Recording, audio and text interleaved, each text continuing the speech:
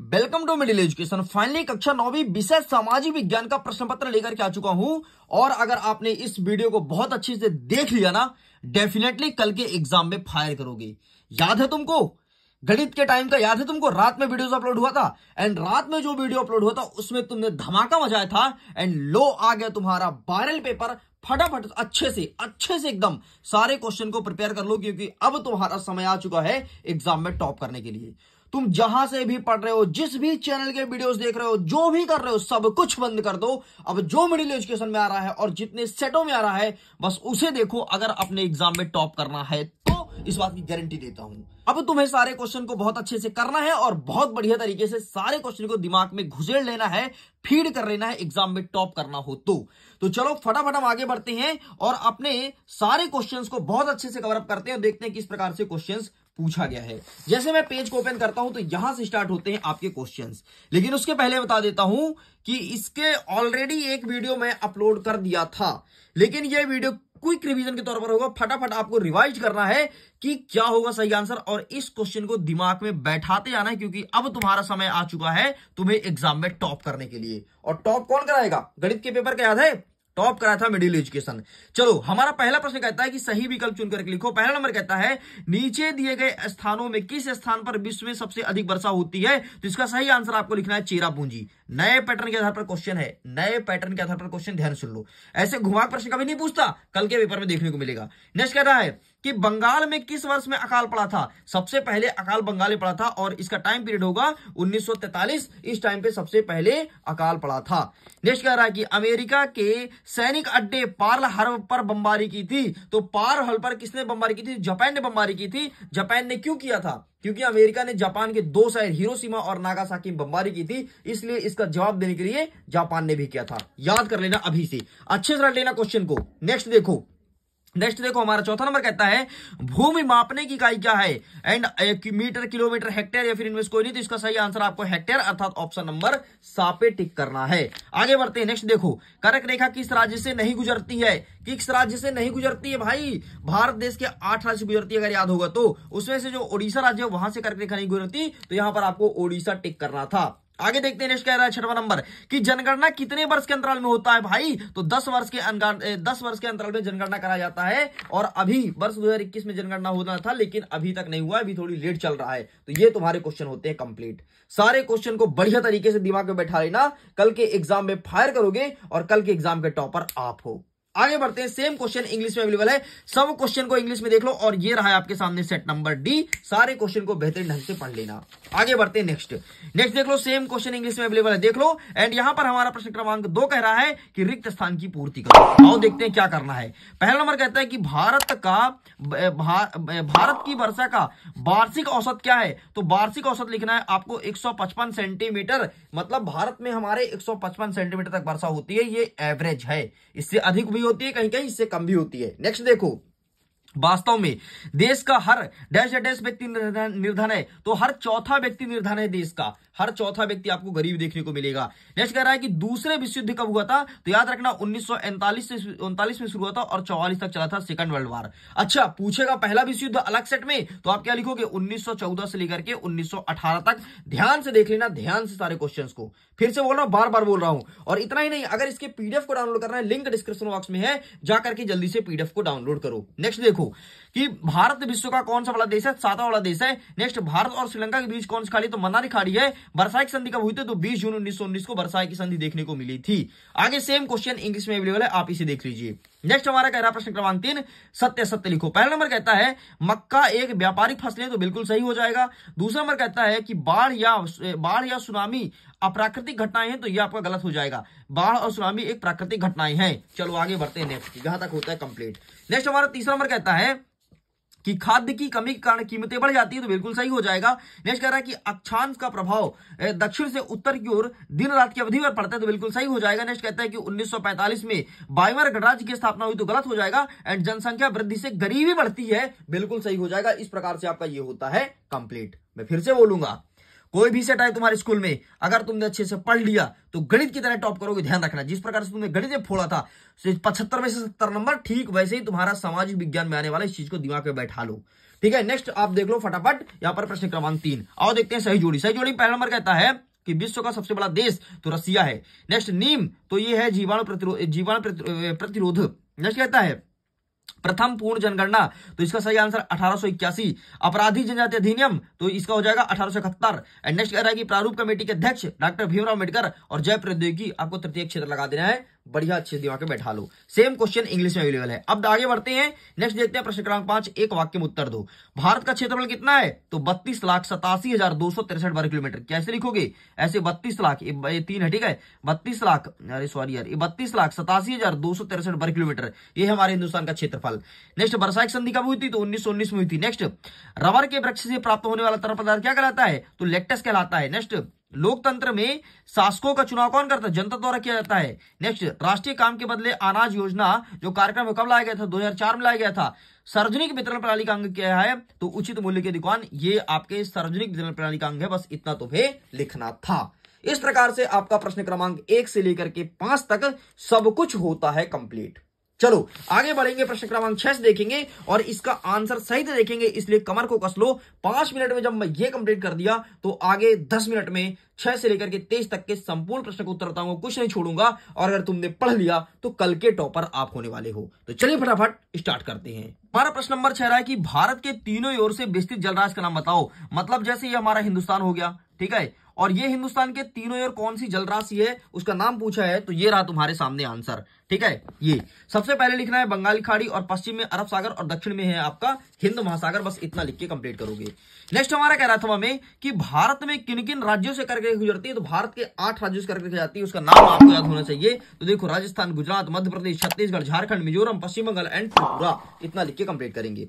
आगे बढ़ते हैं। नेक्स्ट कह रहा है कि 82 डिग्री 30 मिनट पूर्वी देशांतर को भारत का मानक यमोत्तर क्यों माना जाता है, और अथवा कहता है कि भारत में कितने राज्य और कितने केंद्र शासित प्रदेश हैं। तो ये रहा तुम्हारे सामने आंसर, बढ़िया अच्छे से प्रिपेयर कर लो। ठीक है, ये रहा केंद्र शासित प्रदेश वाला और ये रहा आपके सामने मानक यमोत्तर वाला। बस इतना तुम्हें प्रिपेयर करना था। आगे बढ़ते हैं। कह रहा है कि भारत में 2 औषधि पौधे का नाम बताना है और गुण कि जो भारत में पाया जाता हो, ये प्रश्न पूछा गया है। तो इसका आंसर फटाफट देख लेते हैं। ये रहा तुम्हारे सामने इसका आंसर, 2 औषधि पौधे। ये रहा, फोटो खींच लो, बस तुम्हें अच्छे से याद कर लेना है। नेक्स्ट आगे बढ़ते हैं कि वनों के विनाश का मुख्य कारण क्या है, आखिरकार क्या कारण है जिस कारण जंगल लगातार कट रहे हैं। तो ये रहा तुम्हारे सामने answer, please take a screenshot. ठीक है, चलो आगे बढ़ते हैं। नेक्स्ट कि जनगणना से क्या आशय है, और यही प्रथम कहता है कि जनसंख्या वृद्धि दर से क्या आशय है। तो जनगणना से क्या आशय है और जनसंख्या वृद्धि दर से क्या आशय है, ये प्रश्न पूछा गया है। तो इसका आंसर भी मैं आपको दिखा देता हूं फटाफट। सारे क्वेश्चन को अच्छे से प्रिपेयर कर लो। ये देखो जनगणना से क्या आशय है और जनसंख्या वृद्धि से क्या आशय है, ये रहा आपके सामने आंसर, टेक अ स्क्रीनशॉट। आगे बढ़ते हैं। नेक्स्ट हमारा 10वां नंबर कहता है कि वन संरक्षण क्यों आवश्यक है, मतलब हमें जंगल क्यों बचाना है, आखिरकार ऐसा क्या करना है कि हमें जंगल बचाना है। तो ये रहा तुम्हारे सामने आंसर, वन संरक्षण क्यों आवश्यक है। आप इसका भी फोटो खींच लीजिए। चलो आगे बढ़ते हैं। नेक्स्ट आगे क्वेश्चन की तरफ। आगे हमारा कह रहा है अथवा में कि प्राकृतिक आधार पर वनों को कितने भागों में बांटा जा सकता है, मतलब जंगल जो है तो जंगल को कितने भागों में बांटा जा सकता है। तो ये यहां पर लिखा है कि प्राकृतिक आधार पर वनों को 5 भागों में बांटते हैं। उष्णकटिबंधीय सदाबहार वन, उष्णकटिबंधीय पर्णपाती वन, पर्वतीय वन, मैग्रो वन और कटीले वन। इतना लिख के कंप्लीट करेंगे। आगे बढ़ते हैं। 11 नंबर कहता है रायका समुदाय को परिभाषित करो, और अथवा कहता है कि बंजारा कौन थे, बंजारे के जीवन के बारे में बताना है। तो आइए हम आपको बताते हैं रायका समुदाय। ठीक है, तो ये रहा है आपके सामने रायका समुदाय। आप इसका भी फोटो खींच लो, 1 सेकंड ना, जस्ट वेट। ये रहा भाई रायका समुदाय, अच्छे से प्रिपेयर कर लेना, कंठस्थ कर लेना। और नेक्स्ट आपको कह रहा है बंजारा, अरे भाई रटमार बोल दिया, रटमार मतलब रटमार।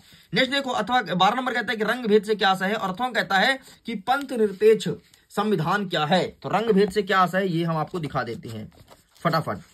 रंग भेद से क्या आशय है, ये प्रश्न पूछा गया है। ये रहा आपके सामने रंग भेद और ये रहा संविधान वाला। ठीक, इसका फोटो खींच लो। आगे बढ़ते हैं। हमारा 13 नंबर कह रहा है कि वयस्क मताधिकार को परिभाषित करना है, और ये प्रथम कहता है कि आचार संहिता क्या है। ठीक है, तो वयस्क मताधिकार और आचार संहिता क्या है। ठीक है, तो ये रहा है आपके सामने वयस्क मताधिकार, फटाफट फोटो खींच लो भाई। ये रहा है आपके सामने वयस्क मताधिकार। ठीक है, ये लिख के आना है। एंड क्या कहता है कि आचार संहिता क्या है ना, तो आचार संहिता का आंसर दिखा देता हूं। ये रहा तुम्हारे सामने आचार संहिता। ठीक, फटाफट आप फोटो खींच लो। चलो आगे बढ़ते हैं। नेक्स्ट क्या कह रहा है कि समानता के अधिकार को स्पष्ट करो। क्या प्रश्न पूछा है? समानता के अधिकार को स्पष्ट करो। और अथवा कहता है कि राष्ट्रीय मानव अधिकार आयोग का गठन कब किया गया था? तो 10 दिसंबर 1993 में किया गया था। एंड क्या होता है समानता का अधिकार, ये चीज मैं आपको दिखा देता हूं। ठीक है, तो इसका आंसर आपको मिलेगा पेज नंबर 49 में। ये रहा है आपके सामने समानता का अधिकार। Take a screenshot. आगे बढ़ते हैं। क्या कह रहा है 15 नंबर कि रबी और खरीफ की फसलों का नाम लिखना है। केवल आपको नाम बताना है कि कौन सी फसलें रबी की फसलें और कौन सी फसलें खरीफ की फसलें है। ज्यादा नहीं, कोई दो नाम लिख देना, क्योंकि प्रश्न कितने नंबर का है? प्रश्न कितने नंबर का है? प्रश्न आपके 2 नंबर का है। ठीक है, तो दो फसलों का नाम लिखना है। तो मैं दिखा देता हूं आपको रबी और खरीफ की फसलें। ये रहा आपके सामने, आप इसका फोटो खींच लो। आगे बढ़ते हैं। नेक्स्ट हमारा क्या कह रहा है अथवा में कि अस्थाई पूंजी से क्या तात्पर्य है? क्या होता है अस्थाई पूंजी? ये प्रश्न पूछा गया है। ठीक है, अस्थाई पूंजी से क्या तात्पर्य है? तो इसका आंसर मैं दिखा देता हूं। ये रहा आपके सामने अस्थाई पूंजी। ठीक, इसका फोटो ले लो। आगे बढ़ते हैं। 16 नंबर कहता है कि कार्यशील पूंजी से क्या तात्पर्य है? और अथवा कहता है कि भारत में पशु पर आधारित कोई 2 उद्योग का नाम बताना है। तो ये रहा आपके सामने कार्यशील पूंजी। ठीक है, इसका स्क्रीनशॉट ले लो। एंड पशु आधारित उद्योग ये रहा आपका डेयरी और चमड़ा उद्योग। बस इतना लिखेंगे। आगे बढ़ते हैं। नेक्स्ट 17 नंबर कहता है कि बफर स्टॉक को परिभाषित करो। और अथवा कहता है कि खाद्यान्न सुरक्षा से क्या आशय है? तो बफर स्टॉक को परिभाषित करना है। एंड मैं खोल के दिखा देता हूं आपको बफर स्टॉक। ये रहा है आपके सामने बफर स्टॉक, इसे परिभाषित करना है। और नेक्स्ट क्या कह रहा है कि खाद्यान्न सुरक्षा से क्या आशय है ना? खाद्यान्न सुरक्षा। तो खाद्यान्न सुरक्षा आपको ये रहा आपके सामने। ठीक, खाद्यान्न सुरक्षा। आप इसका फोटो खींच लो।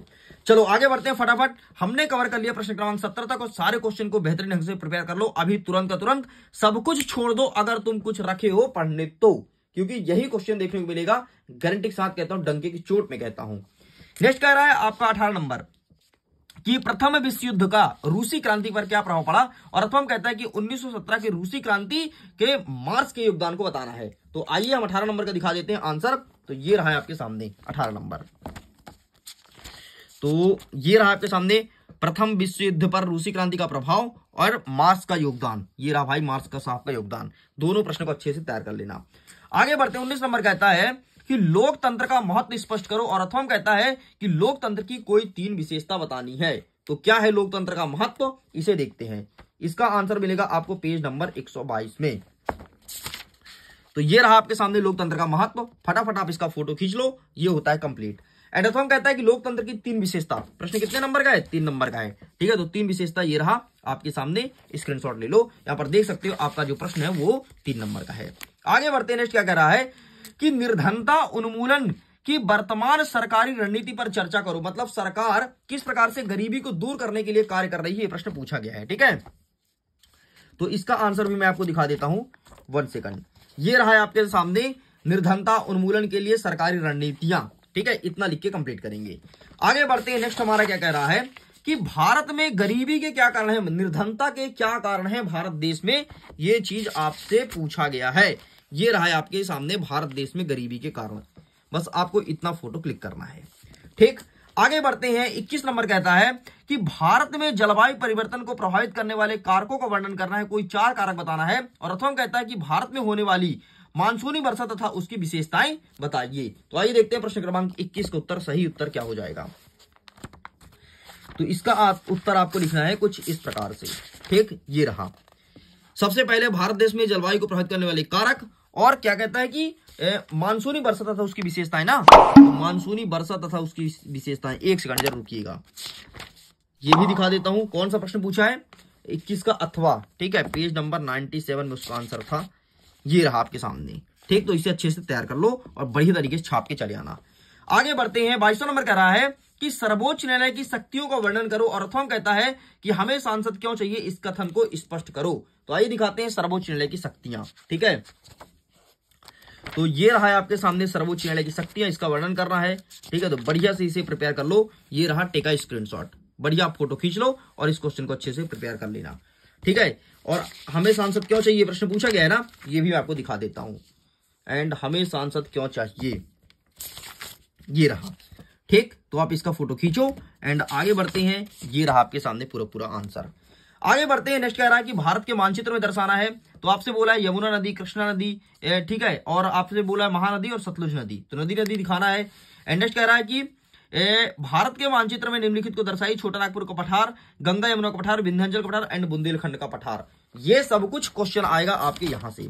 ठीक है, मानचित्र समकालीन भारत पाठ से दिया जाएगा, यहां से मानचित्र दिया जाएगा। ठीक है, तो मानचित्र के लिए हम एक अलग से वीडियो लेकर आएंगे जिसमें मानचित्र को कवर करेंगे। ठीक है, अभी यहां पर मैं इसको ढूंढा नहीं हूं, बाकी अगर बोलोगे तो मैं दिखा सकता हूं, लेकिन हमारे पास दिखाने के लिए कुछ तो होना चाहिए, लेकिन यहाँ पर कुछ भी अवेलेबल नहीं है। इस प्रकार से सब कुछ मैं कंप्लीट कर दिया हूं। सारे क्वेश्चन को बेहतरीन ढंग से प्रिपेयर कर लो, क्योंकि यहीं से क्वेश्चन देखने को मिलेगा और यही रहेगा आपका प्रश्न पत्र। इवन बहुत सारे जिला में, बहुत सारे स्कूलों में यही प्रश्न पत्र रिपीट होने वाला है, इस चीज को ध्यान रखिएगा। तो वीडियो को एंड करता हूं। Thanks for watching.